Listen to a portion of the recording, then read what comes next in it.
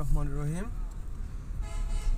আমরা এখন অষ্টম বাংলাদেশ চীন মৈত্রী সেতুতে উঠছি। এটি হচ্ছে পিরোজপুর জেলায় অবস্থিত, কচা নদীর উপর। বৃষ্টি অত্যন্ত চমৎকার, দৃষ্টিনন্দন। এখন সময় হচ্ছে 4:44, শুক্রবার। আবহাওয়াটা কিছুটা মেঘলা,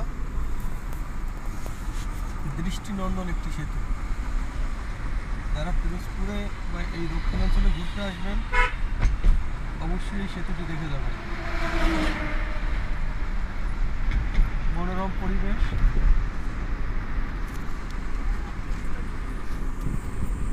আমরা বরিশাল থেকে পিরোজপুর যাচ্ছি সপরিবারে, নিজেই ড্রাইভ করছি।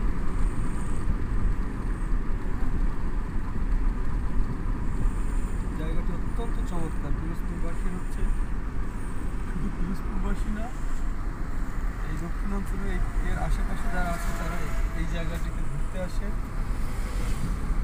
একটা পিকনিক স্পটের মতো হয়ে গেছে জায়গাটি। এই নিচ দিয়ে ঢাকার লঞ্চগুলো যাতায়াত করে। পাশেই হুলারহাট লঞ্চ টার্মিনাল। জীবনে প্রথম যখন ঢাকা গিয়েছিলাম, হুলারহাট থেকে সম্ভবত অগ্রদূত অথবা রাজদূত এই জাতীয় কোনো একটি লঞ্চ চড়ে প্রথম ঢাকা গিয়েছিলাম। এই সেতুটি খুব বেশি দিন হয়নি, অল্প কিছুদিন আগে হয়েছে।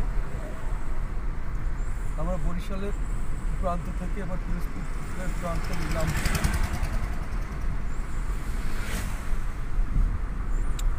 প্রচুর লোকের সমাগম হয়। আজকে অত্যধিক শীত এবং মেঘলা আকাশ থাকার কারণে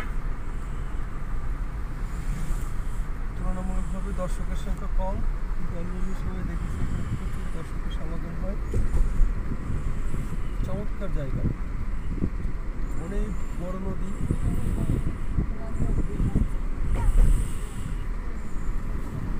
আমরা এই পিরোজপুর চলে আসছি। এখান থেকে পিরোজপুর আর 4 থেকে 5 কিলোমিটার শহর।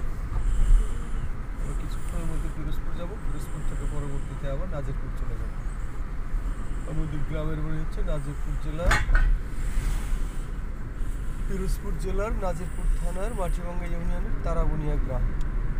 আর বাস স্ট্যান্ড হচ্ছে নতুন রাস্তা বাস স্ট্যান্ড।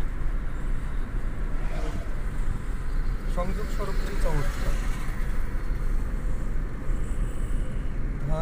কৃষকের ধান কাটছে, সোনালি ধান।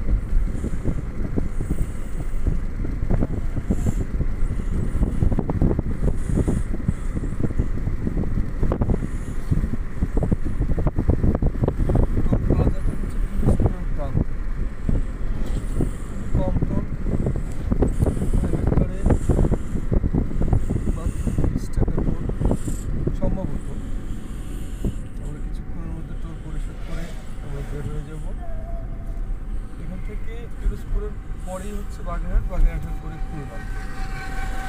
অর্থাৎ বরিশাল থেকে খুলনা যাওয়ার এই রুটটি হচ্ছে সবচেয়ে সহজ রুট। আমরা টোল প্লাজায় চলে এসেছি। আল্লাহ হাফেজ, আসসালামু আলাইকুম।